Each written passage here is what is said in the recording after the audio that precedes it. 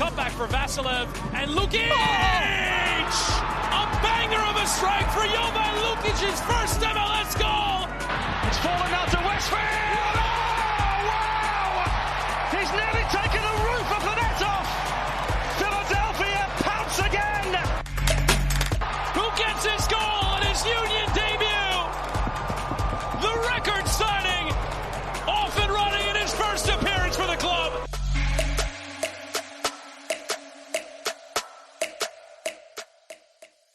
Hello and welcome to the Free Kick Podcast. My name is Todd, and we are officially back. It's been 2 weeks maybe since we last did a podcast, and a lot has happened. A lot has happened in terms of Philadelphia Union news, the World Cup obviously going on.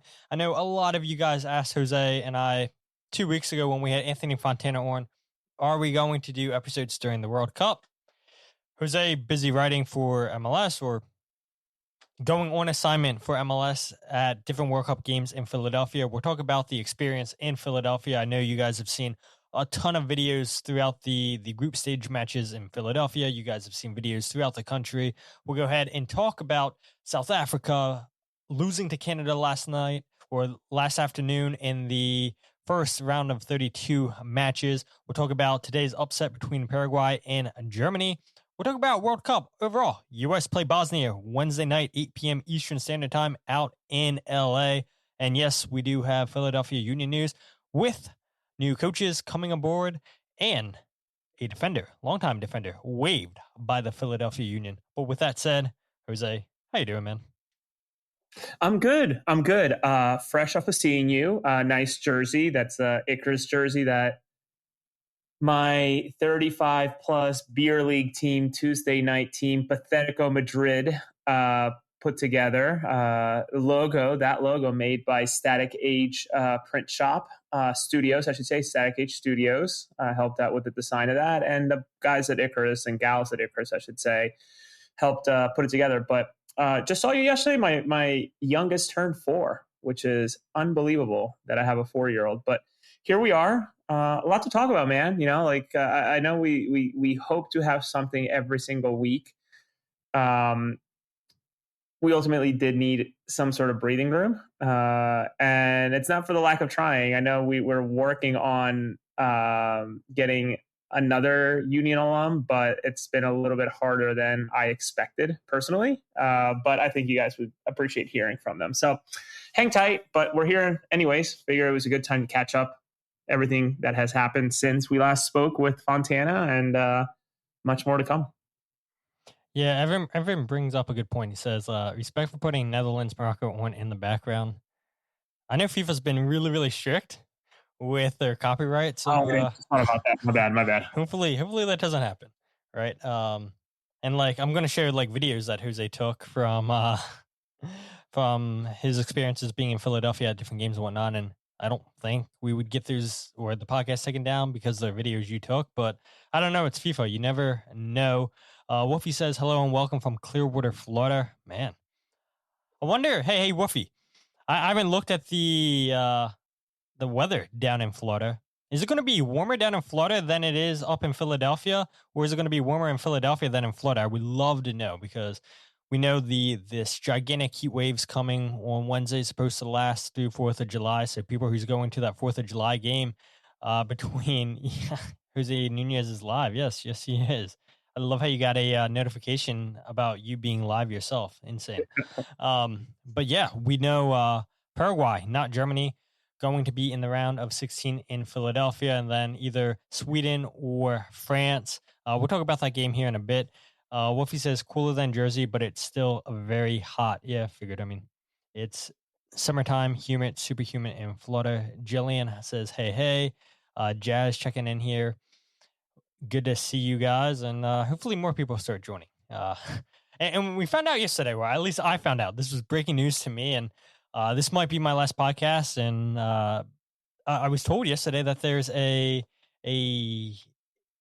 another member of the Nunez household that does podcasts, and maybe it's going to become the Free Kick podcast with the Nunezes, as Jose had enlightened me, his wife had enlightened me, that apparently she does podcasts now too. 9 episodes, doesn't talk as long as Jose and I. And you guys want the show rolling. Maybe your wife Jose should take over hosting duties from now on, and it could be a husband and wife podcast. No, let's not do that. I'm excited to listen to hers, and for full transparency and context, I'm very proud of her. This is very much a work thing. Her work got a grant, and that's just how they decided to spend it. So she's hosting a podcast about her work. So I'm really excited to hear. I'm very proud of her. I'm eager to hear more than the off thing that I just listened while she's clickety clacking away on the computer listening. So more to come. Yeah, there we go. But yeah, before we get into the news, Jose, I think we should probably talk about the World Cup, if that's okay with you. We know 5 out of the 6 games in Philadelphia have been played already. You have been fortunate enough to be credentialed by MLS for this tournament. You've been to all but 1 game, if I'm correct, right, Jose? That's correct. You have a favorite game that you've attended? I mean, they've all looked incredible. Yeah, floor's mine. I missed Iraq, France, though. Great friend of the show, great friend of ours, great human overall. Mike Pereira was able to grab me a bootleg shirt of the French team, the mint kit, which apparently runs a little tight. So we'll see how that goes. I don't know, man. Like, I don't even know where to begin with this, because I'm so romantic about this stupid tournament right now. And I know we're all living it and breathing it. Frankly, can't probably escape it even if you tried. I know it's following me to work and ensure my work knows what I do as a side hustle. But it's just, if you've been fortunate enough to go to a game, or if you've been fortunate enough to even go to the parking lots of the games, man, it's been genuinely such a cool experience to have this culture melt, right? I think we often hear about the United States being this melting pot, or at least it's supposed to be this melting pot of just cultural exchange and nationalities coming together and having, thoughts and ideas moving back and forth, passing to one another and relishing that you finally see it. And it's all surrounding soccer, right? It's all about the sport right now. And I'm certainly not smart enough to come up with this. I think I read it somewhere, or I heard it somewhere, just in listening to as much content as I can about this tournament, that, if you want to be afraid of a country, listen to the news, read the news. If you want to love a country, stroll through it, right? Take a chance, go through it. And I think that's what a lot of people are starting to learn about the United States. There's a lot to be critical about and want to, not be happy about. I get that. I acknowledge that. I myself, I'm not very happy about a lot that's going on in this country as it is away from the tournament. But to see the vast amount of Europeans and the vast amount of Africans and South Americans who are coming through, or maybe have always resided here, but now are coming to the city of Philadelphia and absolutely love it and are just enamored with what it means to be an American, or what it means to go through this beautiful country. It's endearing, right? It really makes you smile. But some of the best memories for me, and going to all the games except Iraq, France, which is of course the one that had a 2-hour delay, I believe. So maybe I saved myself. Is when Brazil came to town. That was 69,800 some people, I think. I can't remember the exact number that it was, but to be ground level with the fans and sort of in a corner by where the big fan section was. 90% of that stadium was yellow and Brazilian yellow. Just hearing 69,000 or 68, 63, 64,000 people belt out the national anthem was unbelievable. This is stateside live. Genuinely could not take a step without bumping to somebody. It was very, very difficult to move about that stadium. That it's just so cool, and even, backtrack even a little bit further, where even waiting at the train station to take the regional line into Suburban Station, and I hear Spanish in front of me. I hear Portuguese in one ear, I hear English in the other, and then I hear German and some other language over here that I don't recognize. And it's just so cool that even the normies that are genuinely just taking the train to go into downtown Philadelphia have no idea that the tournament's going on for whatever reason, that they just start asking questions, and they're asking, what's that shirt about? It's like, well, let me tell you about my nation, right? And it's so cool. And I hope, again, I know not everybody lives in the city or near the city, but if you're able to go to a watch party, if you're able to go to the proper fan fest, and more on that in a second, like go and experience it with other people. It is genuinely I don't know, Todd, is it fair to call it that this could be a once in a lifetime experience, right? Like it took how many years to go from 94 to 26, 30 some years, whatever the number is, and hot math I'm at the top of my head. You just never know when this thing's ever going to come back, that for it to be here, it's crazy. And I guess that the one thing I will say, much credit has to be given to the planning committee that put this together here in Philadelphia, where I think it's crazy that Boston hosted a round of 32 match, which was the Germany game against Paraguay. They didn't have a fan fest open on game day, where Philadelphia, as I understand it, has had every single match day, barring having to close early due to either heat and or storms. They've had just the fan fest open for every single match day, which is an unbelievable thing. When cities and municipalities are going ahead and charging more for the standard ticket of transportation, Philadelphia is actually making it cheaper, like letting you go home for free from the stadium. So I think a lot has to be said about that group. Meg Kane of, I forget what the PR firm is. She's heading the Philadelphia planning committee for the tournament. I want to interview her. I want to give her the floor when the time's right. I think right now she might be a little bit busy still carrying out her duties and making sure that this thing goes well. But she and her team and everybody involved, and volunteers, how much we're hearing from volunteers that they're absolutely loving their experience. And yeah, it's a little messy. It was messy into the lead up, but just loving every single moment of it. It's just, I don't know. I'm just, the glasses are very rose tinted. I get that, but it's just hard not to fall in love with this, despite all the criticism. I think I put it best too, and just a tiny bit of writing. When the Ivory Coast and Curaçao get together in Philadelphia at 4 p.m. on whatever it was, Wednesday or Thursday, and 68,000 people show up, I don't know what game is not going to sell out here in the city of Philadelphia specifically. The demand is through the roof. And yeah, tickets are expensive. Parking is expensive if you decide to drive. But everyone I talked to on the train and or getting in line to get to SEPTA, I guess, is very happy with what they paid considering the product that they got to watch. So much more to come, man. And we're just at the round of 32. It's incredible. Please don't end this anytime soon. Yeah, so I played a video for people who were just listening on the RSS feed of the Brazil fans, like Jose said, outside of Stateside Live, which is, I believe, the bar area outside the stadium complex in South Philadelphia. We have 3 more videos that I want to play. These actually have audio. That's the only video I decided to take audio out because each of these videos, I think, really capture the atmosphere. It looks like 2 videos before, or actually all 3 before the game, 1 inside the stadium, and then 2, I guess, people tailgating, or 1 tailgating, and then another set of fans traveling to the stadium.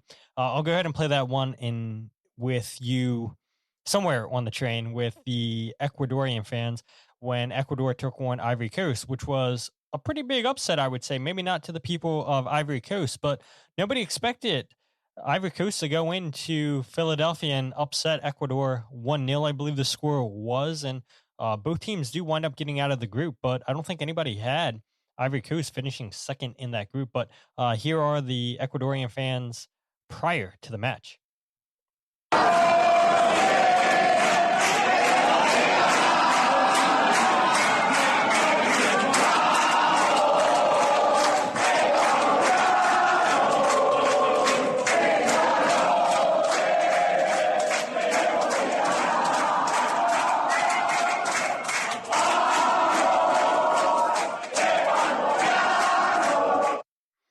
Before the match, right, Jose? Yeah, that was before the match at City Hall Station, taking the southbound to NRG, aka the Sporting Complex. Yeah, and that doesn't even do justice, because to my left, there were another 100, maybe 150 people, like still coming down and just singing it. It's awesome. It was awesome, man. I'm getting teary eyed about it. It's such a cool experience. What about this video right here, Jose?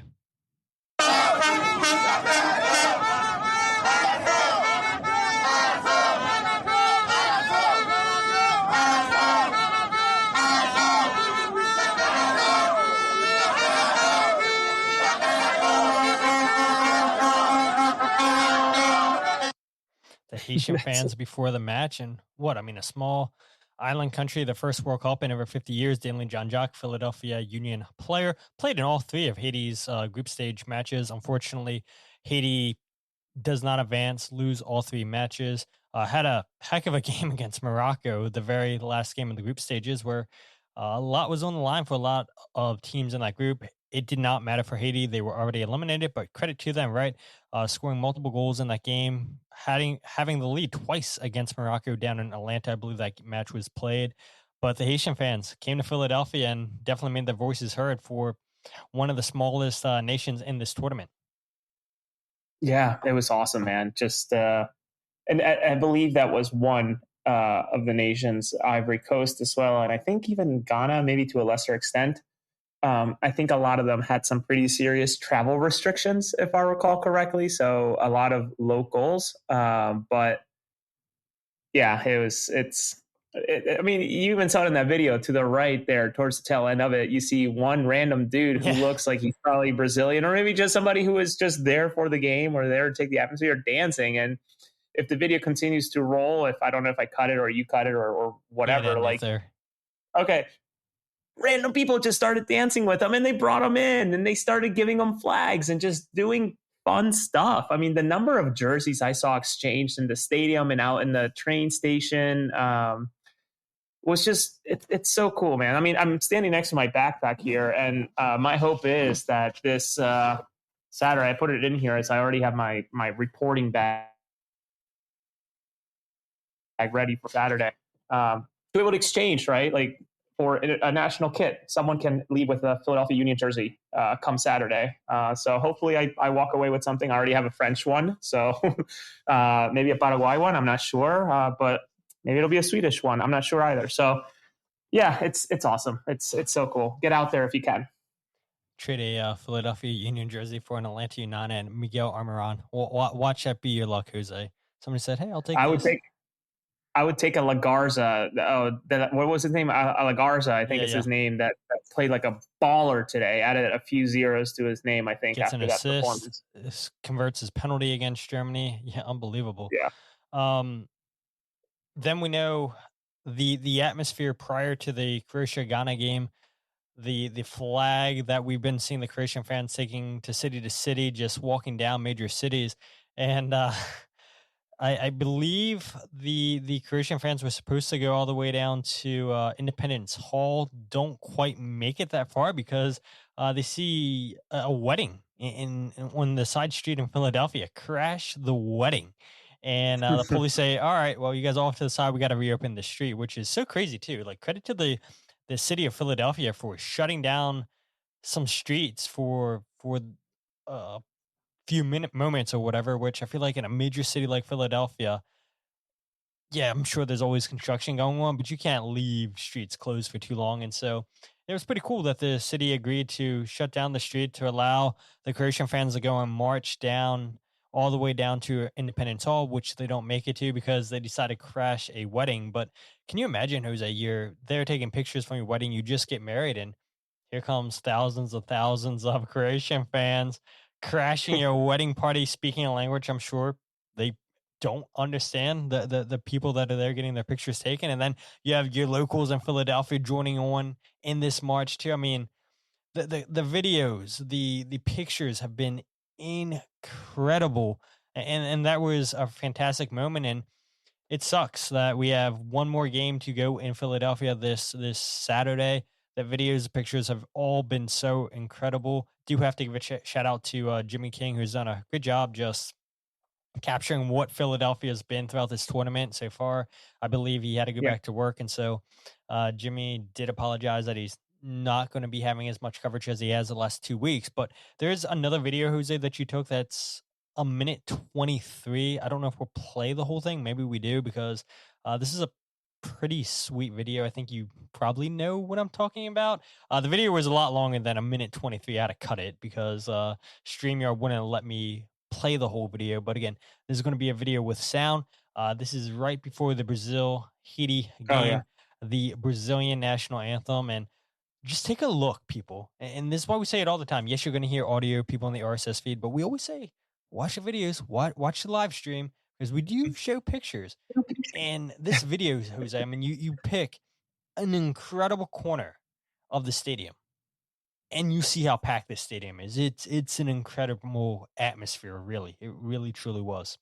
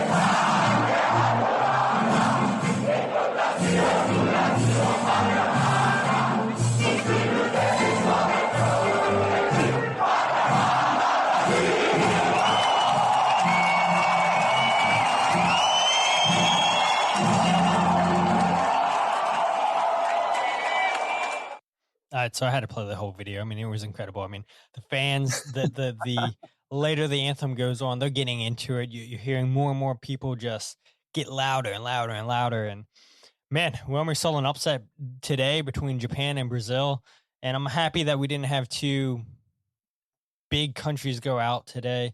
One's fine, but if we would have had two go out today, man, that would have sung a little bit. Not that we don't love underdog stories. I think Japan had an incredible World Cup, gave their all to Brazil. But yeah, under Carlo Ancelotti, Brazil seemed to be back, Jose, and their fans are incredible there. You guys saw the video there. And I got to give you credit too. Did you just hold your phone the whole time? Because if that was me, hearing how loud that was through headphones and everything, I'm sure it was 20 times louder in person. Like, I would have got goosebumps shaking my hands and everything just with the emotions, the adrenaline. Like, yeah, I don't speak Portuguese. I don't know what they're saying. I heard a couple Brazils in there. That's all I know. But still, seeing passionate country people belting out their national anthem, I'm sure Philadelphia Stadium is what we're calling it, was shaking, was jam-packed. You saw in the video just nothing but yellow jerseys. Incredible scene. So well done to you capturing that video. It legit looked like just a side camera that they would show on TV and everything. And you did a good job just keeping still the entire time. I did have a gimbal. I'm not gonna take any credit. I honestly looked like such an idiot. I was just standing like this the whole time, and like, yeah, dude, like I had a woman on my left just like belting it out as loud as she can. A little bit of an older woman who obviously is like super proud. I get that. And then just like a sprinkling of Haitians. And the other thing that it should come to no surprise, though I will say it to make sure that the point comes across. The amount of respect that these fans and supporters are showing for one another's cultures has been also incredible, where as national anthems are playing, for example, they're keeping quiet. They're keeping still. Even in the concourse, everybody's standing and listening. You know, it's really impressive stuff. So it's sad that it's, you know, now we're at the knockout stage. It's exciting, but also kind of, man, you know, there's something to be said about the group stage having. At one point, we had four matches in one day. You know, going and starting at midnight, it always cracked me up because FOTMOB would then start the final match at, like, you know, the next day of the calendar. So, which makes sense. That's how it works. But can't help but to be a little sad that it's starting to feel like it's getting away from us, and it's really gonna sting come Saturday at 8 o'clock at night. I'm guessing when Philadelphia Stadium is finally closed. You did ask what my favorite game was, and I think for me, in a way, as a person who loves the sport, was certainly the Brazil game, just because of the amount of star power in that team, and of course, like, so many great players have graced the grass over at Philadelphia. On a personal level, when we first found out that the tournament was coming to the States, my brothers and I had promised each other that we would start saving money, that we would go to games. My late older brother, even had said that he would help us financially to get to at least one game, all of us together. And of course, that didn't happen. Life had a different idea, and my brother passed away, unfortunately, 2-3 years ago at this point.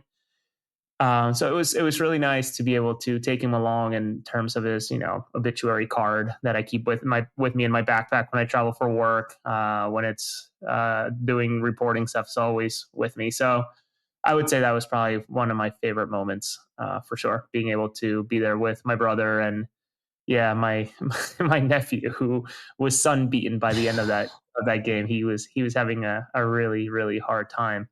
But also credit where it's due. What a blocking my credential there. Did a good job of pixelating it. Yeah, well done, Jose. Well done.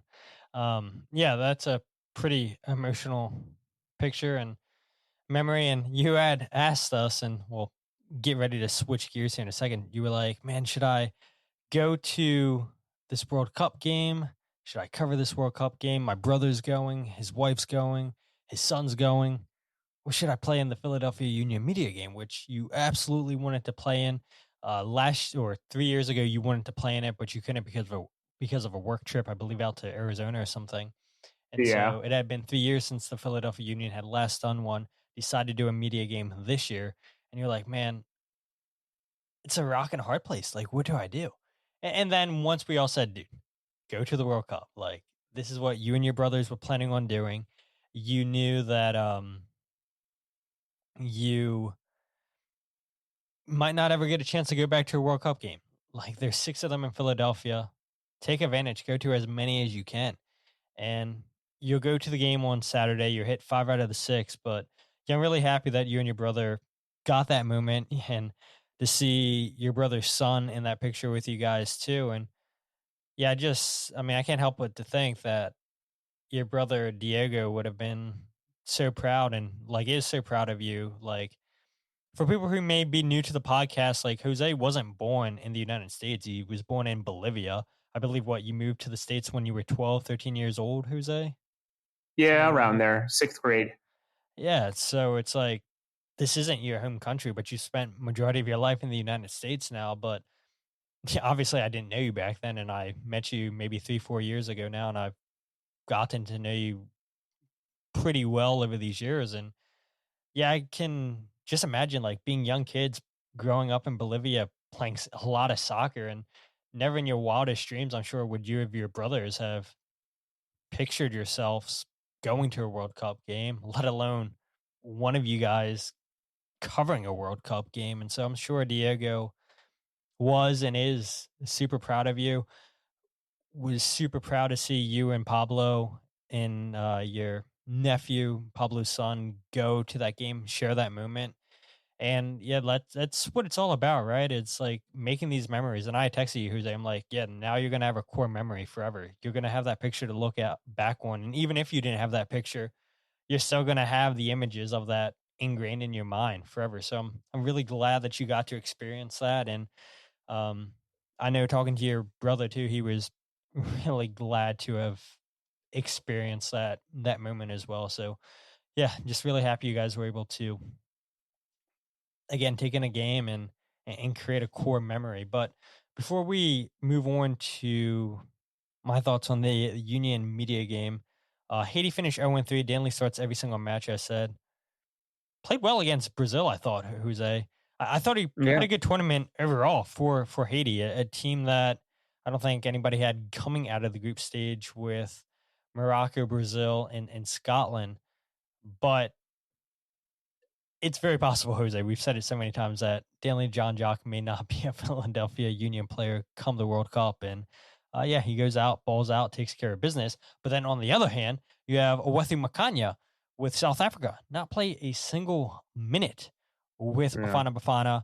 They get knocked out late game winning goal by Canada yesterday afternoon in stoppage time, which what a goal for Canada to score. I mean, what a hit. Nothing a goalkeeper could do, but I'm bummed that Makanya didn't get in at all for South Africa. The second game after there was what, 2 red cards, I think, for South Africa against Mexico. That should have been the game for Makanya to go in. But yet Hugo Bruce continues to show that, yeah, he does not rate MLS. And go figure, it's a MLS player that knocks Bafana Bafana out of the World Cup. So, yeah, I hope we don't see Hugo anymore with the national team. Credit to Makanya again. We said it last time. Credit to him for making the World Cup squad. Big achievement for him, but would have liked to have seen him play in the tournament for Bafana Bafana. It's, Ugo Bruce is such an interesting character because obviously the comments that he made leading into the tournament about Bukazi being late, and I think I hope I'm not, I hope I'm wrong, but saying something, I'm going to get the black out of him or something like that when he showed up late to camp, which is a crazy, crazy comment. But then he goes and plays Bukazi 90 times 3, right? He played the entire tournament, which he's a baller, man. Like what a great player. So he goes and does that, but then he also maybe doesn't see the value in Makanya, and that's fine, right? Gave him his first cap, the first game right after the selection, if I recall correctly, in the friendly. So even a starter, I believe. I didn't get to watch it. I think I was reunion weekend at work, so I was busy at Haverford. So I did listen to his press conference after yesterday's loss through FIFA. And he said that this was his very last World Cup, but did not dismiss the idea of helping the team move on to, whatever's next, right? Being a bridge between him now and the next coach of whatever qualification for, crazy to say out loud, but 2030 World Cup qualification and tournaments in between in terms of the African continent. So I do remember asking Bradley Cornell this on the side at one point, if he ever had the interest of coaching the Bafana Bafana in the future. And he mentioned that he wouldn't say no, but he was very clear that he needed to see a few cycles go through so he can really see out what it would be like. So I wonder if there's interest from Bradley Cornell for it now. Everybody can change their tune after watching their team play a couple of World Cup games. But I wonder what's next for Bafana Bafana. Not the most entertaining South African team that we've watched. I think that was more of 2010. Was that the Shalalale goal against Mexico? Is that what the opener was? Yeah. Because 2014 was in Brazil. So it's no Steven Pienaar. A lot of different players that are obviously no longer either playing or involved. So I don't know what's next for South Africa. Bummed for Makanya. I'm sure it was still a great experience. I don't know if the Union will have him come July 22nd when things get back to normal. I would imagine that he and Danley are given a nice absence here after this tournament, maybe a week and a half to go ahead and just rest after being submitted through traveling quite a bit for the World Cup. Yeah, I agree. And last thing we'll say before we move on, U.S. takes on Bosnia on Wednesday, 8 p.m. Eastern time.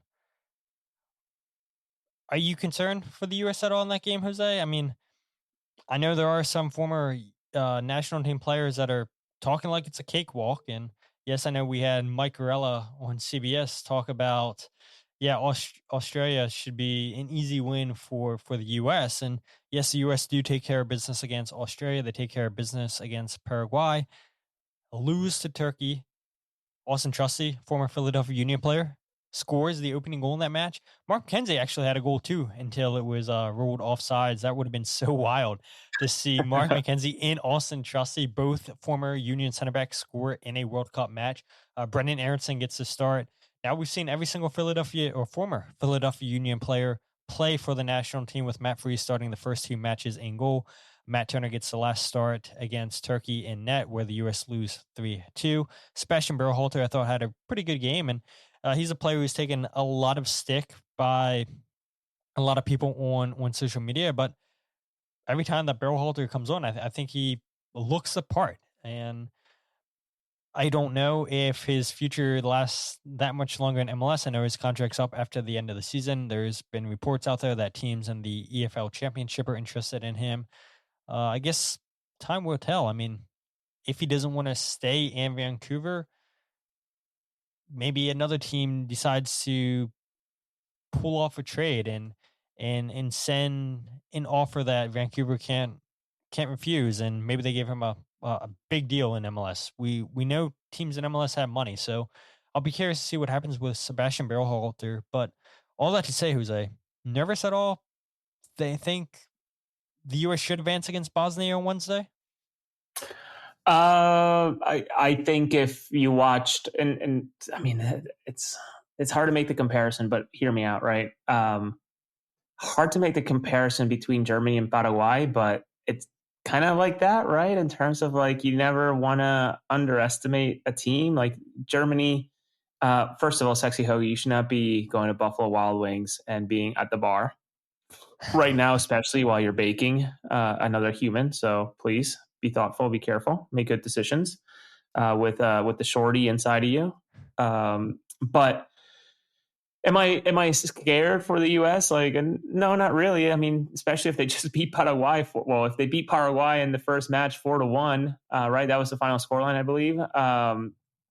And Paraguay just took Germany to the death and ultimately beat them in penalties. Like, I'm sure there's a little bit more confidence from the U.S. after watching what they watched today, but they need to play the game, and that's ultimately what matters. If Edin Dzeko shows up and does what he did against Wales and did against Italy and everybody else, kind of goes a long way, the way that Bosnia went through that qualifying, last-minute qualifying bit, they can genuinely stun the United States, and what a bummer that would be for this country while, the attention's on them and Germany's gone. People are looking for things to follow. So I think this could be a huge opportunity. Just don't lose it to Bosnia, please. Yeah, I think it's pretty cool to see former New England Revolution player Esmir play against the U.S. And what if this is the match, Jose, that changes Malik Jakupovic's mind? It's the two countries he can play for, Bosnia or the U.S. I know he told Jillian Almany that, the U.S., like, that's where his mind is right now, but you never know. And I have a Bosnian neighbor and does not pay attention to MLS, but I was asking him, does he know of this player named Malik Jakupovic? And he tells me, yeah, he does. And he doesn't pay attention to the Philadelphia Union, doesn't pay attention to MLS. But I think the Bosnians, like Esmir, I think they know up-and-coming players that could potentially be the new core group of players like an Edin Dzeko was for Bosnia all throughout those tournaments. And so, I don't know. I mean, it's the country place of your parents that's got to weigh heavily on you. if you have a whole generation of Bosnians that are excited to watch you potentially represent the country, I don't know if it's so set in stone, Jose, that he winds up playing for the United States men's national team. I don't know if you've said it on the podcast before. You've definitely said it in public to me. Like, he could be the dude to replace Edin Dzeko and be the next striker for that country for the next 10, 15 plus years. Does he get that opportunity with the U.S. men's national team? I'm not so sure. Bosnia, I think he would have a higher chance. But maybe Bosnia keeps going out there getting dual nats and they continue to make the national team better. But yeah, I think this is going to be an exciting game. They're going to be a tough team to break down, I think, defensively. I know they've conceded goals throughout the tournament, but look, when you get to knockout stage soccer, I think that's when teams really, and we saw it today in Germany and Paraguay, teams really bunker down. Teams don't want to make mistakes because that one mistake could be it for you. Not saying that that doesn't happen in the group stage, but at least you have other games to play potentially in the group stage where one little mistake, that could be your whole tournament here coming up. And so I think this is a game that the U.S. should win. I think this is a game that the U.S. players are going to respect. Hopefully Christian Pulisic plays for the U.S., starts for the U.S. I know he came off the bench against Turkey, but yeah, this is a team that's, I think, surprised a lot of people. I think this is a team that's really pulled the country together with their performances. Nobody would have seen this coming with Pochettino, with the friendlies that the U.S. has played, and hopefully Pochettino can get the most out of this group against Bosnia on Wednesday. Hopefully the sights aren't set for a potential Senegal versus Belgium round of 16 matchup. And yeah, I mean, there was talks, Jose, prior to how the bracket got set up that, wow, the U.S. could potentially go all the way to the semifinals. The bracket doesn't really do the U.S. many favors because if you get past Bosnia, you get past either Belgium or Senegal, then I believe it's a date against Spain, and then you could potentially play Argentina. I have to go back and look, but it does not get any easier for the U.S., and you got to take care of the games in front of you. But super excited to watch this match on Wednesday night. And you were talking about it, Jose. I'll wrap it up here with this point. Lemon Hill with the fan zone. I'm imagining it's going to be popping like it has throughout the whole World Cup in Philadelphia. I would imagine so. My brother thought about it, but then he realized it's a work night. So my brother also told me let's drive up to Boston and go to the France. Who are they playing? France, Sweden. Yeah. My brother caught the bug. He was very happy for me, but also very annoyed / jealous of the games I've gotten to watch and the way that I've gotten to watch, which I acknowledge. It's not lost on me. I'm very fortunate that once he got his taste with the Ivory Coast game against Curacao, Ivory Coast game that he went to, he's caught the bug. Just absolutely wants to go and watch even more. His son is a sports fanatic, and my goodness, he can't get enough gear from CVS, and family members he's an only child as well, so he's being showered with toys left and right, and his mom's also an only child, so he's the only grandchild on one side of the family, so that kid's getting treated pretty well right now with World Cup gear. Yes, he is. But let's go ahead, Jose. Talk about this quickly, then we'll talk about the Philadelphia Union news. Philadelphia Union, we mentioned it a little bit ago, hosted a media game the same exact day as Ivory Coast and Curacao, which is wild, and I get it. They said this was the only day they could host the media game. Hadn't done one in 3 years, wanted to host one this year. And the Philadelphia Union were incredibly generous with the amount of gear that they gave us. I mean, if I had a guess, Jose, the amount of swag that they gave us was well over $500. Very, very thankful that they gave us a lot of nice stuff. You're paid now. I'm paid now. I can't say a single bad thing for the rest of the season about the Philadelphia Union. It's all good for the Union. Nothing bad to say. All positive comments. But what an incredible time at Subaru Park. We got to play on their training fields, and I'll go ahead and show pictures and whatnot here while I talk over, and then I'll wind up showing a video. But Julian Almany there from the one team we agree on. Joe, what's his last name, Jose? The coach. I'll go back. Joe Trocchio. Yeah. Kevin Kincaid you have there. Him, Henry Apaloo, and Ryan Richter decided to join in and play with us. And so it was going to be 6v6v6v6 play World Cup games. And because the coaches joined in and Fred was not at the facilities, had left, that meant that my team with Greg Oldfield there pictured, with Kevin Kincaid, Jillian and Kyle Almany, and my friend Mike Hartle, we had 6 players. And if Jose was there, well, Jose would have been our 7th. Or if Evan doesn't wind up tearing his ACL a couple weeks prior, maybe Evan's on the team. And so everybody else gets a coach. We go and just have 6 players. And my goodness, I mean, it was hot. It was humid. It was a great day. Ran the most miles, 28 minutes. We played 2 games, so 14 minutes each. Wound up running 3.2 miles, 6.8 was my top speed, which was second highest there.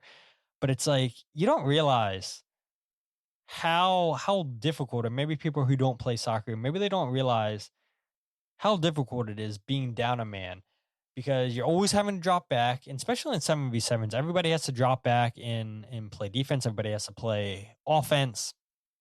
And it was difficult, Jose. Evan, we said, okay, Evan, you can't play. You can be our coach. All right, coach, what formation do we play? He's like, play a 3-2-1. We're playing a Christmas tree. So we say, all right, bet. So Kincaid goes in the center, who's an absolute baller, by the way. Absolute baller. Kyle and Jillian Almany start the first game back on defense, both out wide. Then me and Greg Oldfield in the middle, playing as the 210s. And then my buddy Mike playing up top. And so we actually get the first goal in this game, Jose. We go 1-0 at halftime. I score the opening goal. I'm hyped. And then, of course, we start to tire out at the second half. We get worn out, Jose. Right? We're getting beat by the ball. They're just playing the ball. We're chasing, trying to get possession of the ball. We have a chance, last corner kick of the game, to potentially go into penalty kicks. Somebody crosses it to me. I forget who. I'm at the back post, Jose. I put it wide. So mad at myself. We're playing these small nets, and I'm like, wow, we could have went to penalties. Doesn't wind up happening. Great group shot there of me, Kyle, Jillian, Kevin Kincaid in the back, Kyle and Jillian and I right there. Mike and Greg were also in that photo. And so then we have to play the loser match, which is against Ryan Richter, who you saw a couple times in those pictures. Mm-hmm. And my God, what is he? 37, 38 years old. That man can still ball. I told him, he scored a hat trick against us. We lose 3-2. I told Ryan, I'm like, man, you can still ball. And he said, I don't know about that. I said, look, you can play 20 minutes off the bench, Ryan. I think it would be fine. Like, I took away his strong foot. Did not matter. Beat me on his weak foot. Just dribbled right by me. I'm like, yeah, of course, a former professional soccer player looks like he hasn't lost it. He can still put up the boots and give you a nice shift for 20 minutes. At one point, I'm pretty sure we triple team him and he still gets past us all. I mean, as soon as we took the lead, and maybe I shouldn't have celebrated, did the choo-choo celebration. I think maybe that pissed off Ryan a little bit. Then he gets nutmegged by Greg. Ryan decides to go Super Saiyan and put the team on his back, scores 3 goals. I tie it up to make it 2-2, and then Kyle Almany nutmegs Ryan Richter. And wouldn't you know, the one team we agree on scores an own goal, and the game is tied 2-2. And I'm hoping Ryan Richter decides to leak that video. And yeah, we were just gassed at that point, Jose. And then Ryan scores a goal, and Ryan wanted to go to penalties. He's like, it's 3-3. And we're like, no, it's 3-2. Ryan, you scored a hat trick. You beat us. Like, just take us out of our misery. We're done. But an incredible time in Philadelphia. Here's the video of us inside Union 2's locker room. A lot of influencers, a lot of people. I have no clue who these people are. Most of these people, I would say. We were the only team that I'm aware of, Jose, that had writers on their team. Every single one of us, but my buddy Mike, who we were allowed to bring a guest, were all writers. Everybody else was TikTokers, I would imagine, influencers, some news people there. Sean Brace with The Fanatic was there. I believe you saw in one of the videos. Sage Hurley played, who works for the Philadelphia Union, who I'm sure a lot of you guys know here. Incredible time here. What a goal there past Philly sports guy. Well-deserved goal. Look at him cherry picking in the goal. Like, come on. We said no goalies, and my man's decides to sit in the goal to try to block the shot. Serves him right to concede there to Team Haiti, I believe it was. They designated us as Bafana. And I was like, what team was Sage? USA. Her and Ryan Richter were USA. And then the other team was Spain. I don't know how they decided Spain's going to be the fourth team. We played Spain the first time, which Henry was on Team Spain. And then Team Haiti decides to win with Joe and a whole bunch of TikTokers. And yeah, it was incredible. An incredible time. Got to go through the warm-up that the players go through. Then we play 2 short-sided games, 7v7. The goals were about, I would say, like half field or so. And yeah, as Sexy Hoagie said earlier, the bloody game shoe, or like I don't know, or bloody sock game. I don't even know how she knew that. Who told her that my sock was bloody? Yeah, I was getting kicked all on the ankle. Jose just had a lot of anchor biters just hacking at the ankles, and yeah, left foot was all bloody, but yeah, it was cool. In an incredible time, very thankful for the Philadelphia Union's PR staff for putting this game together. The food that they catered, excellent. Like I said, the swag was excellent, and just interacting with a lot of different colleagues, different people, talking with different people in the organization. Super happy that Ryan Richter is the head coach of the Philadelphia Union for at least the interim basis. And we'll talk about a whole bunch of coaches that are now joining Ryan Richter, part of that first team coaching staff. But all in all, great time out there in Subaru Park. I don't know. I think that's everything I have. Happy to score 2 goals, get an assist. Kyle Omni absolutely sold. Played him 2 dime passes and can't convert them. Broke my heart, but look, I missed a couple of shooters too, so I can't get on Kyle too much. And we were down a player, and I'm not saying it's Jose's fault. I'm not saying it's Evan's fault. And maybe Nico and Eric, maybe they said, look, they got the best ballers. They don't need a coach. They'll be fine. We had our own. Just wasn't meant to be. But next year, we'll be back. I don't know what team they're going to give us next year, but we will absolutely be back with our Bolivian. Who's your favorite player, Jose? Our Bolivian Hamir Badesio. Our Bolivian David Silva, but okay, that works. he is Bolivian, I know. David Silva. Well, you're gonna play up top, Jose. So you can be our Sergio Aguero. There you go. Bolivian Sergio Aguero. But yeah, all in all, thank you so much to the Philadelphia Union for hosting, and hopefully we'll see Jose out there and some more people, more colleagues. Would love to see a couple more people in the media show up and see if they can do the talk. They do a lot of talking. Now, can they walk it back? I don't know. I don't think so. But I'm glad. Look, you and I think, Jose, we have a lot of base takes. I think that we're critical when we need to be, but we don't try to put people down. But I think my talking on the field, doing the most smiles, scoring a couple goals and assists, I think I'm credited to be a little critical now that I proved out there that I can ball just a teeny tiny bit. But if Jose's there, he's walking away with MVP for sure. No, I don't know. It's I've talked about it, and people in our orbit. If you're gonna write and talk shit about this team, you better be able to do some very basic stuff with the ball before you start talking about what other players should be doing. So neither here nor there. I'm not asking for a beep test. I would not show up if they told me we're doing the beep test. They did it 3 years ago.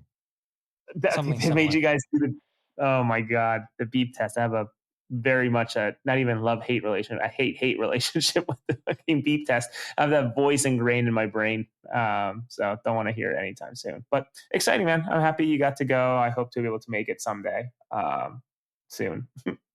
Soon. Maybe it comes sooner than we think. Who knows? But let's go to the most important stuff here, Jose. Whole bunch of coaching changes. I feel like I just talked for 20 minutes there. So why don't you, Jose? Why don't you talk about the changes that the Philadelphia Union have now announced with the first team staff? Yeah, a lot of stuff going on with the Union here as of late. I was finally able to I don't want to say break the news, but I was able to report on it. I guess I did break the news, but lots of changes happening with the union. We knew about, I was going to say Wayne Rooney, Sean Rooney, big data analyst for Cornell, left with them as well. Mitch Hildebrandt, who was also with Cornell, as I understood it, sources told me that he was given the opportunity to stay or see his way out, and seems like he chose to see his way out. So now Richter staff is built with, I should say, keeping Phil Wedden as the goalkeeper coach, Frank Leicht as an assistant coach / set piece specialist. Correct me if I'm getting some of these titles wrong. Now, new bodies joining him. Fred De Silva joins the first team. He, and interestingly, all of the following people have the term interim, which did not show up on the press release. But if you go into the team's website, the interim tag is certainly there and pretty clear. So Fred De Silva joins as the individual development plan coach, IDP role / also as an assistant coach.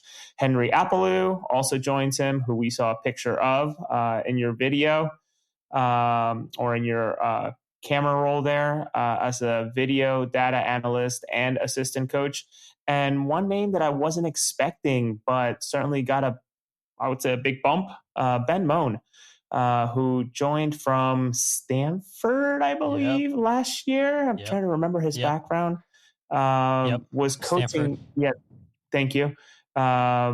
Great program. Mark Helkenberg would tell you, Stanford elite college program, should be up there every single year. Big Zach Bohane fan. I was going to say Zach Bohane probably remembers him fairly well. Zach Bohane now with the Earthquakes organization in some way, shape, or form that I still don't understand how. I guess he was granted his freedom after being drafted and held hostage in a way. But Ben Moane joins Richter and his staff as a first team assistant coach in an interim basis. He was last with the U15s. So a lot of new faces. I was not able to go to the friendly against Houston, but that was technically the debut in a match environment for those guys. So Cornell ball is now officially gone. It is now Richter ball is what fans are seeing. And I guess today it was also semi-announced by a press release that the union sent out, or a press schedule, that the union will play against New York City FC this coming Thursday on a behind closed doors friendly. So that's I think they mentioned 4 games that they were going to play during this second preseason. I think they said 4, could just be 3, though. I think the time. Yeah, okay. I think the timeline would technically allow for 4, though it would be mighty tight. But 3 makes a lot more sense. So I think there's a lot more to come. a lot more news to come. So this is genuinely a second preseason for this club. They are working very hard to set themselves up, not just for the rest of the season, but certainly for that shortened season with the moves that they're working on.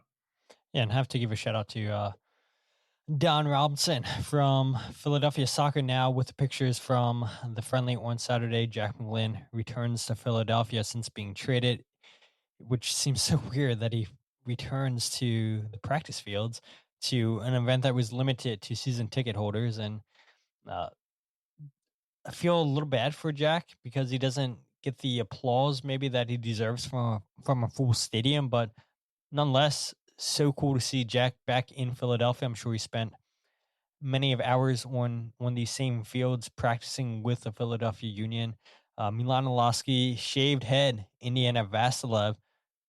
Little shocked that he didn't shave the mustache if he's going to shave the head, but maybe he'll go Super Saiyan now that his buddy Bradley Cornell is no longer the head coach. Maybe we'll see a completely different Indiana Vasilev come the second half of the MLS season. Kevin Sullivan, Frankie Westfield with Bruno Damiani and Milan Oloski, with Frankie and Kevin scoring the 2 goals against Houston. I believe that game ended 2-2 if I'm not mistaken, Jose. And then the new coaches, Ben, Ryan, Frank, and Henry. Frank and Phil Wedden both retained their roles. Were interestingly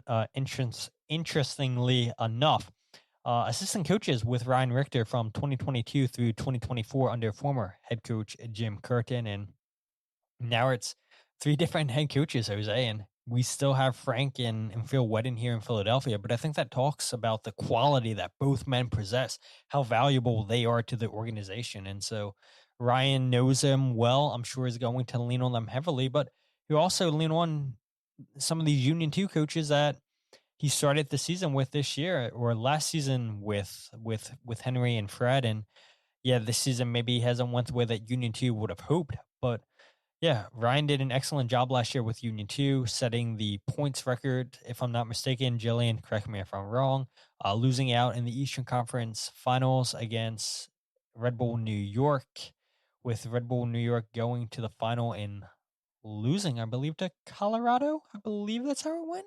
Did they play Colorado? I thought they won. Did they win? Jillian, help us out. Please still be here. Or anybody else? I thought they won because the whole story was Mehmeti and those other guys. Yes. They did win. They did. Not Jillian says Red Bulls won. Yeah. So, yep, she's saying you're correct. Red Bulls indeed won.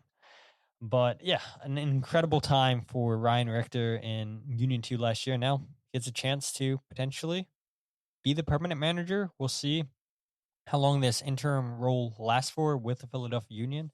We'll see if he's even in charge for the first game of the season or second half of the season against New York Red Bulls. I know, Jose, you had asked John Shear, feels like forever ago now, would they be pressed to bring in a new manager before that game against Red Bulls? And he didn't seem like he was too pressed to have a manager set in stone by then. So, yeah, for the time being, Ryan Richter, head coach for the Philadelphia Union. And we'll see, will Ryan still be in charge come the first game of the second half of the season? But I don't have anything else to add there, Jose. So I guess we could go ahead and talk about Philadelphia Union. Ugo, I just thought about this. Ugo Bruce might be available for the Union. My God. Yeah, you think Makanya said, hey, look, they just fired our coach. We currently are coachless. I know I may not be your favorite player. This may not be the favorite league of yours, but you want to come give it a go in Philadelphia? Sure, that's how the conversations went between the two of them and Bakazi as well. But yeah, we'll see what happens with the Philadelphia Union come July 22nd. I fully expect Ryan Richter to be in charge, but I don't know. This organization does like to surprise people. Let's go ahead and talk about the last bit of news, Jose. And that is Philadelphia Union. You had hinted at this the last podcast too, that this was more than likely a possibility that Olivier Mbaizo would get waived, and that's exactly what the Union did. After 9 seasons in Philadelphia, Mbaizo is officially no longer a Union player, was originally signed in 2018 of January with Bethlehem Steel, then later signs with the first team in April, I believe it was, of that same season. Makes his debut against Sporting Kansas City on September 23rd of 2018.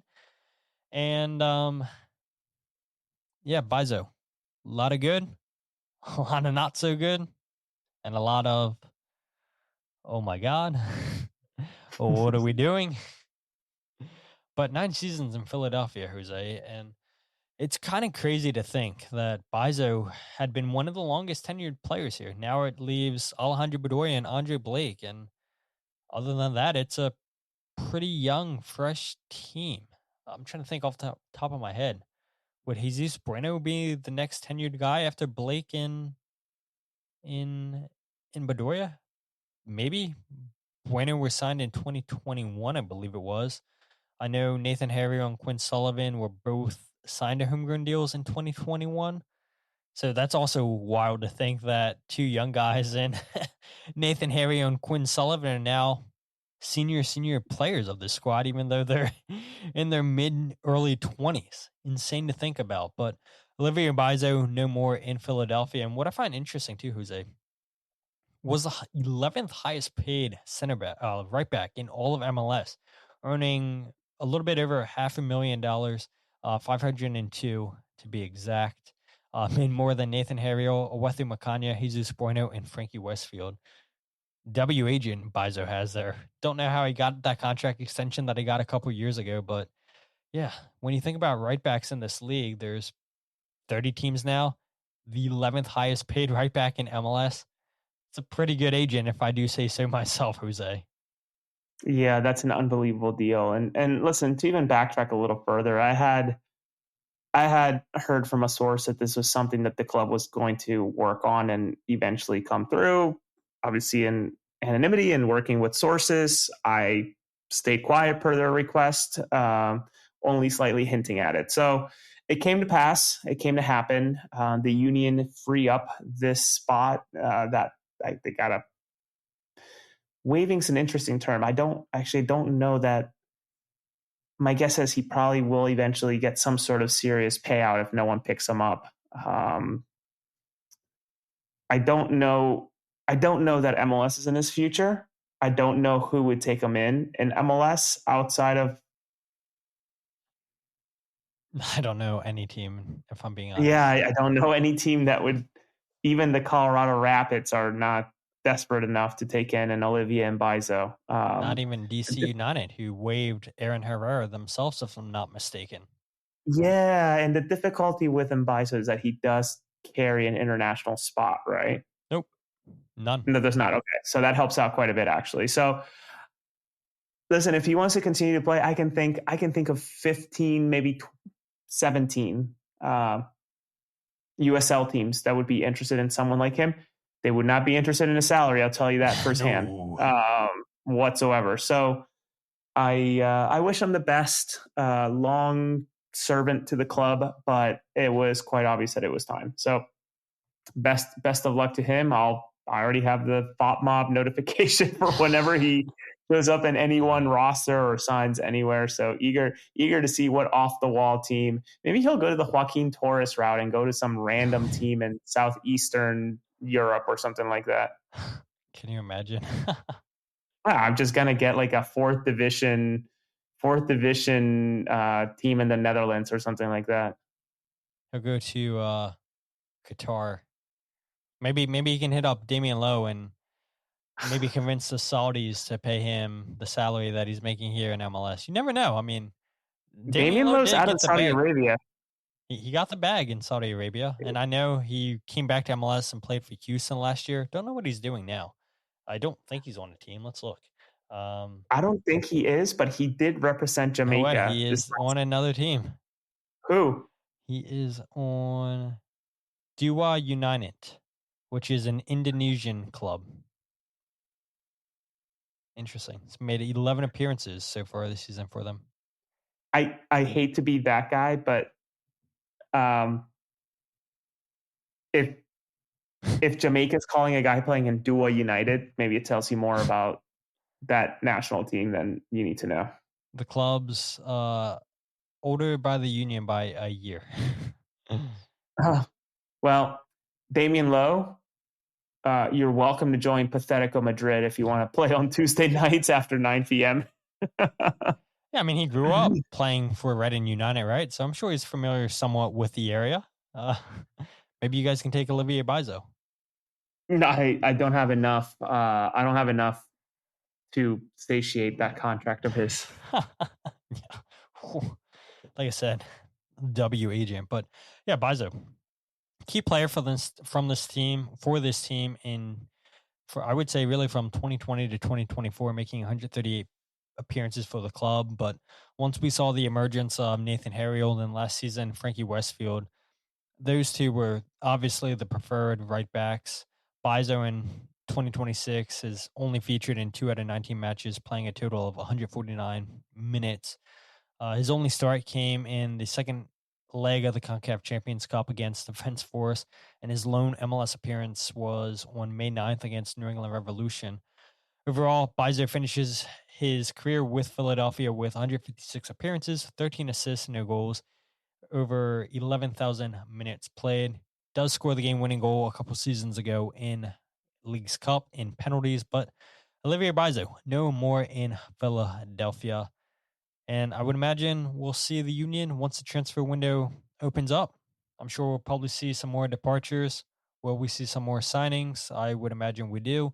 John Shear did say as much, and I was supposed to clip something that John Shear said, and I do apologize, Jose.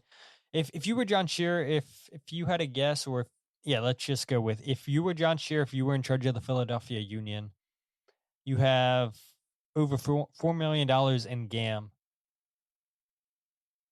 Would you maybe hit up the MLS market maybe a little bit more than Ernst Tanner did during his time in Philadelphia?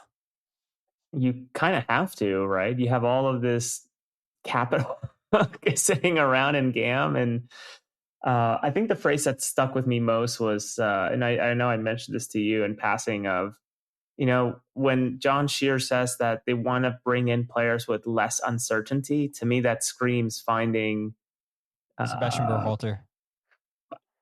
Players that have played in the league for a little while, players that they know that not necessarily going to be, doesn't have to be players that will be MLS lifers, but certainly MLS players that have been successful and or consistent enough over 1 to 2 years in the league to come in and play on this team. So I would think that, all right.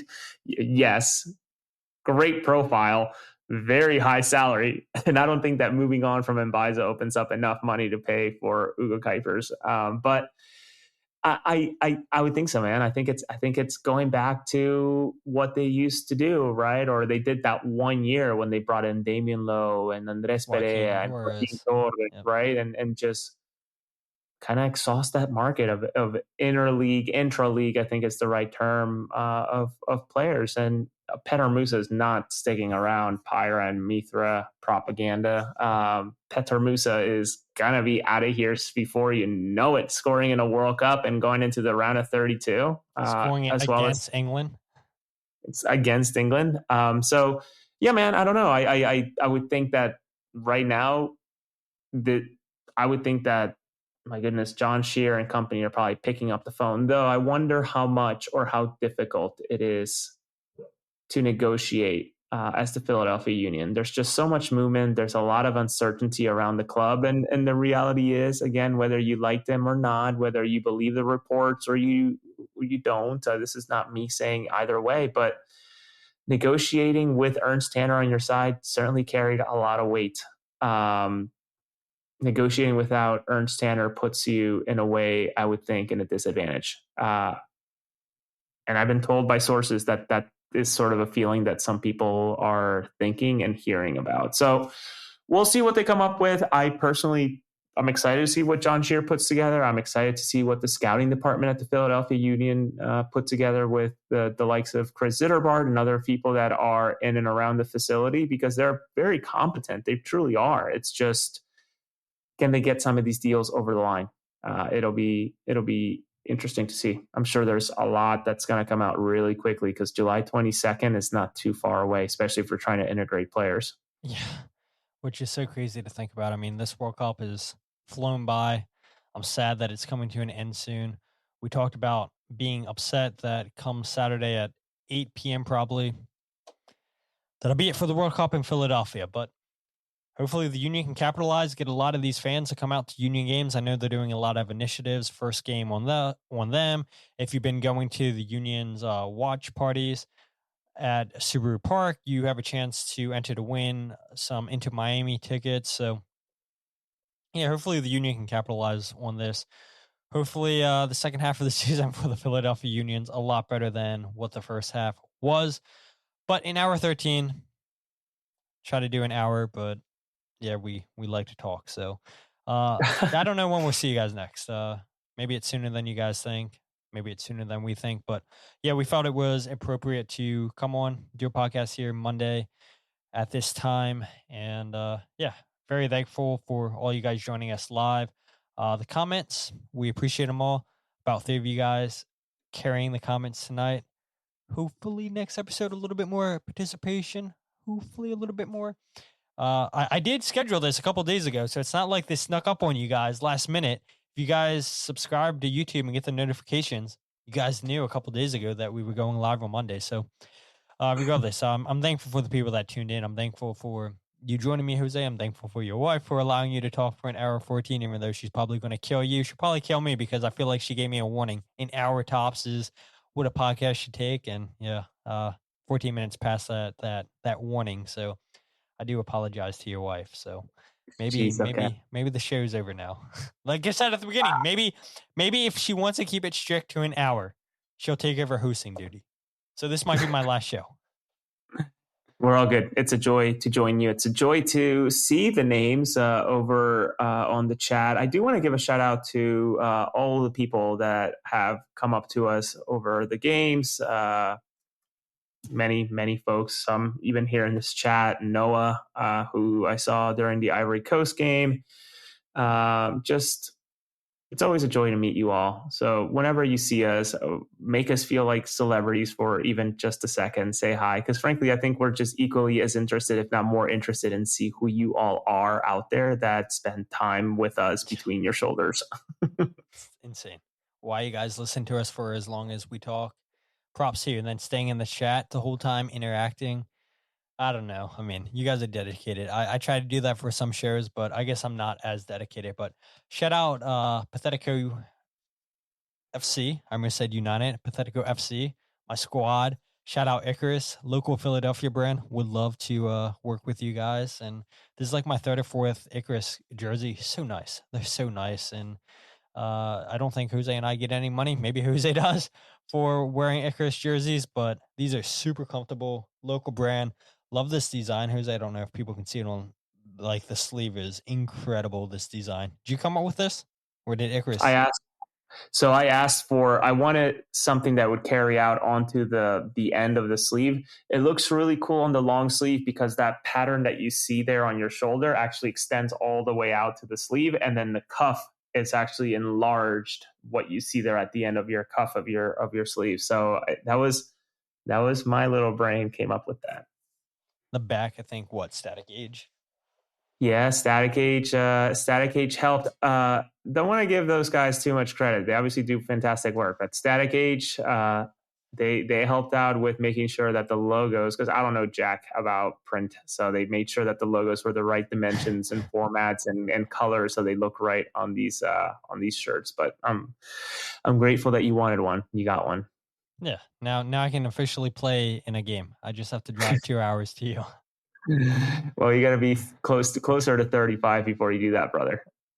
We'll fudge it. We'll get a fake ID. We'll get a fake ID. No, don't wish your life away. But I appreciate you all. Thank you for joining us tonight.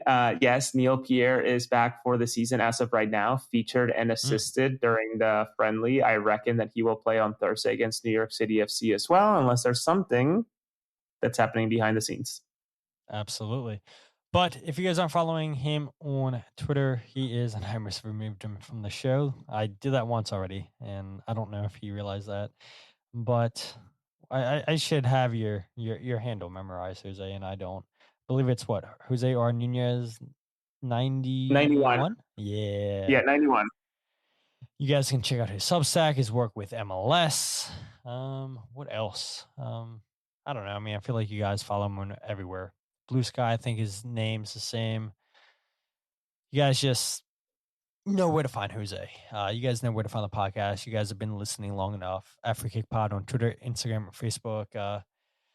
The Free Kick, wherever you get your podcast. YouTube.com/Free Kick Pod. I promise you guys, and there will be a goals breakdown video. The way that I planned it was, all right, I'm going to milk content 100%. I'm like, maybe you guys aren't ready for MLS. Enjoy the World Cup. And then like a week before MLS starts back up, then drop the goals breakdown video against Inter Miami.